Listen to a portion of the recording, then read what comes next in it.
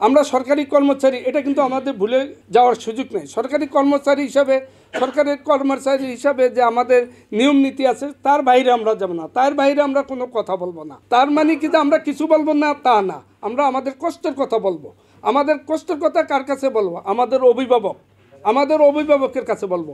আমি আপনারা জেনে খুশি হবেন, হান্নান ভাই জানে, প্রায় আমার সাথে যোগাযোগ করে। আমি অর্থ উপদেষ্টার সাথে কথা বলেছি, সবাইকে নিয়ে, অর্থ সচিবের সাথে করেছি।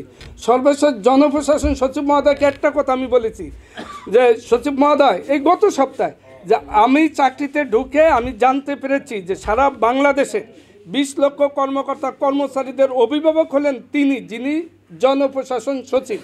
আমি আজকে জনপ্রশাসন সচিবের সামনে দাঁড়িয়ে কথা বলছি, সারা বাংলাদেশের কর্মচারীদের কথা বলছি। আমার সাথে সচিবালয়ের নেতৃবৃন্দরাও এখানে ছিলেন, যে আপনি অভিভাবক, আপনি আমাদের নেতা। আপনার কাছে আমি এটা বলেছি 26 তারিখে, ওই দিন জনপ্রশাসন সচিব মহোদয় পে কমিশনের সচিবদের যে আলোচনা সভা ওনার ছিল। তো আমি বললাম যে আজকে আপনি 20 লক্ষ কর্মকর্তা কর্মচারীদের কথা বলতে যাচ্ছেন, আপনি অবশ্যই এই 20 লক্ষ কর্মকর্তা কর্মচারীদের অভিভাবক হিসাবে, জনপ্রশাসন সচিব হিসাবে, আমাদের লিডার হিসাবে, আমাদের নেতা হিসাবে আমাদের দুঃখ কষ্টের কথাগুলো তুলে ধরবেন।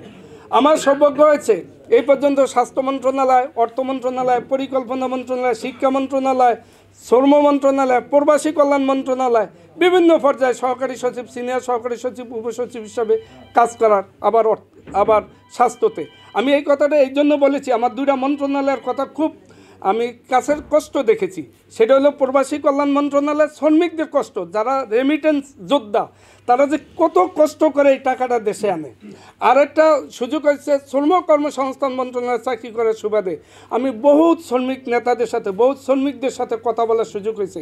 আসলে নিচের শ্রেণীর লোকগুলা খুবই কষ্টই থাকে, তাদের ভাগ্যটা সহজে খোলে না, তারাই চিল্লায়। আজকে দেখেন, কোনো সচিব, কোনো ঊর্ধ্বতন কর্মকর্তা, কোনো ডিজি, কোনো চিফ ইঞ্জিনিয়ার, কোনো পুলিশ কর্মকর্তা, মানে সিনিয়র লেভেলের কেউ মাঠে নেই, আছে? কিন্তু পে কমিশন যখন বাস্তবায়ন হবে দেখবেন সবার আগে বিল কিন্তু তাদেরটাই হয়। হ্যাঁ, আগে তাদের বিলটাই হয়। আমি বলবো যে আপনারা শুধু কর্মচারীদের নেতা বলেন কেন, আপনারা বলবেন সারা বাংলাদেশের কর্মকর্তা কর্মচারীদের দাবি আদায়ের সৈনিক। আপনারা হলেন পে কমিশন যোদ্ধা। এই পে কমিশন যোদ্ধারা কি করতেছেন? সারা বাংলাদেশের কর্মকর্তা, সে যত বড়ই কর্মকর্তা হোক, সেই কর্মকর্তার দাবির কথাটা কিন্তু এই হান্নান ভাই বলছে, এই আপনারা বলতেছেন। তা আমি মিডিয়ার কাছে বলবো যে আজকে যে জাতীয় নেতৃবৃন্দর কথা শুনে আমি খুশি হয়েছি। আমার আহ্বান থাকবে এইভাবে যে আপনাদের কর্মসূচি সফল হোক, কিন্তু সেই ক্ষেত্রে আমরা সরকারের বিধিবিধান মেনেই চলবো।